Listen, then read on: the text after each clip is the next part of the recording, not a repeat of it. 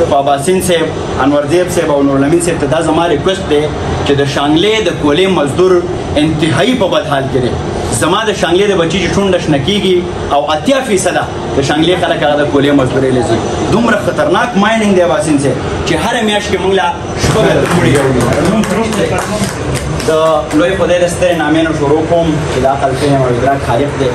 ډېر محترم صدر صاحب په اجازت باندې زه د دې کلچر ډېر سخت خلاف یم چې یو خبر په سکیجول کې نه پلان نه او سره یې ناڅاپي راپاڅي.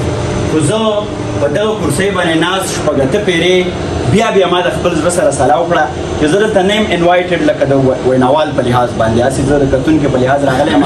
خو زه د شانګلې د کولې هغه مزدور چې هغه په تور درنګ کې 2000-3000 فوټه لاندې مزدوري کوي د هغه احساس زه مجبوره کړم او ما ریکویسټ وکړو زمونږ د نظامت چارې چې څوک سمبالي ما مهرباني وکړه ما لږ وخت راکړه. ډېره بښنه غواړم که ما د مشرانو وخت ضایع کړی وي. دا خبره ډېره مهمه په دې ده یو خو ګرمي ده. بشر صاحب وایي چې زما نه اوس هم لا د خپلو خولو بوی خیږي. ستا نه د عطرو کلیلو یو رومال جوړ دی او خدای چې ویشلې لویې برخې په قامونو باندې پښتو مې مور شوه او زما نه یې لیکوال جوړ دی. د هر څومره اکادمي ادبیات په دغه ماحول کې مونږ رایو کړو. زه د دې هم ډېره زیاته شکریا کوم د پېښور څانګې. دا هغه بنیاد دی هغه بنسټ دی چې دلته داسې کریټیو ډیبیټ کیدی شي دلته په مزدور باندې خبره کیدی شي. زه د انورزیب صاحب او د نورو مشرانو په نوټس کې صرف دا راولم سر چې په دغه وروستیو کې شوکت یوسفزی صاحب تاسو ټول به پیژنئ هغه د لیبر منسټر دی دا په ریکارډ باندې هم راځي. د هغه سره ما یو مرکه وکړه او هغه ته مې وویل چې خواوشا 8 کاله او 2 میاشتې نیغ په نیغه اکټیولی تر خیبر پښتونخوا حکومت کې پاتې شوې.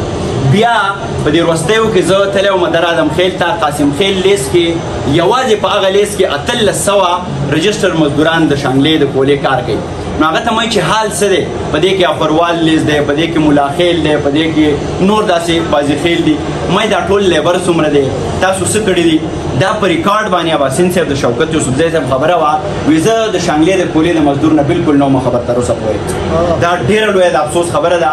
نو ما بیا دغه خبره ورسوله د کولې مزدورانو ته او هغو ته مې وویل چې ستاسو دغه تورې ګوتې چې کوم اوټ تاسو ورکړئ او شوکت صاحب دا دعوه کوي چې ما ته خواوشا 50,000 اوټ راکړی دی د شانګلې خلکو او هغه اوسه پورې زما د لیبر نه دی خبر.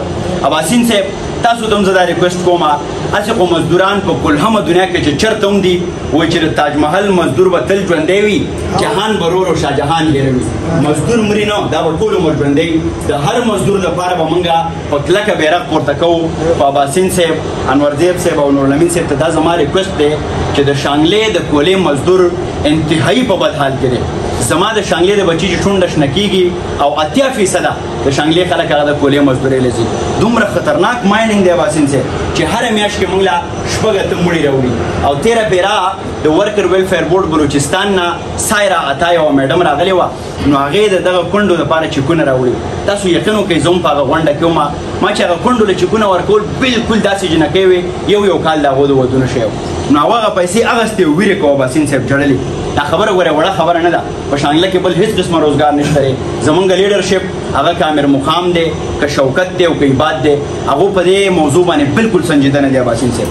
زه څو پیرې تللی یم ریکویسټ مې ورته کړی دی چې که تاسو غواړئ چې د شانګلې د خلکو لایف سټایل بدل کړئ د ټولو نه غټه ستونزه زموږ د کولې مزدوري ده. تاسو د دې یو خاطرخواه حل راوباسئ. په شانګله کې د دې ډېر ښه حلونه شته دی اباسین صاحب. که موږ په ټوریزم باندې کار وکړو یوه غټه انډسټري موږ هلته جوړولی شو. که موږ د شانګلې په فروټس باندې کار وکړو دا پرسمن چې ورته وایي د اسلام لوک دالته ډېر زیات دي دا موږ ډیولپ کولی شو. ډیری پراډکټ موږ په شانګله کې پیدا کولی شو او داسې نور هم په زرګاو کارونه هلته کیدی شي. دا زما ډېر خواهش و چې نن د مزدور په اړه باندې دا غونډه ده او زه د شانګلې په نمایندګۍ باندې ناست یم چې ستاسو په علم کې دا خبره راولم.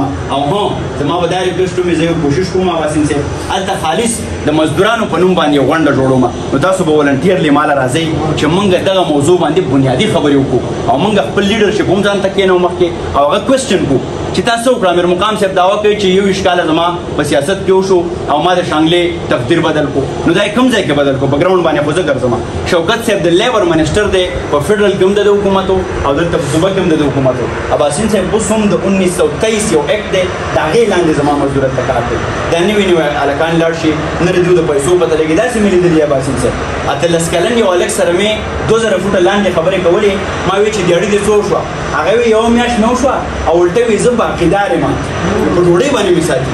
دا په ریکارډ باندې دا خبرې دا سوچ وکړئ د کولې مزدوري دا څنګه مزدوري د زیبا تاسو هم ناسي چې هغه جي په څلوري باندې د مزدوري کوي نظر شه زه خپله ګوشه یم وایم هغه هم لا هم نشي نیغولی او دغه مزدور زما د څلېښت کارونه پس د پښتورګو د زنګونانو هر قسمه بیمارۍ په دې کې د شانګلې زموږ چې کوم هاسپټل دی مین په هغې کې ما شوکت صاحب ته دا وویل چې مهرباني وکړئ دوی دپاره دوی خاص خپل مرضونه دي د سابندۍ د پړپوسانو ما یې څه خاص ډاکټران راولئ هلته زموږ د هېڅ چا په نه لګي په هسپتال لهذا دغه یو درد ما راوړو تاسو سره مې شریک کړو او دا ژمنه به کوئ چې ما سره به شانګلې ته ځئ په دغه موضوع باندې او دا کار به خالص د خدای د رضا دپاره کوو ډېر کارونه مونږ د جیب دپاره کوو د خېټې دپاره کوو خو دا به مونږ د هغه مزدور دپاره کوو چې د یوې تیارې نه بلې تیارې کې هغه ځي او مونږ له تابوتونه تېره پیره زمونږ په یو اخوروال لیست کې انورزیب صاحب شپږ کسان هغو باندې CH4 میتین ګیس ورته وایي هغه پې د لاندې نه ډزېدلی او د دوی دا څرمنې داسې په بله باندې اوښتې وي دا ما په دې سترګو باندې لیدلی دی او په دې کې د یو کور 15 کسانو ټاکلي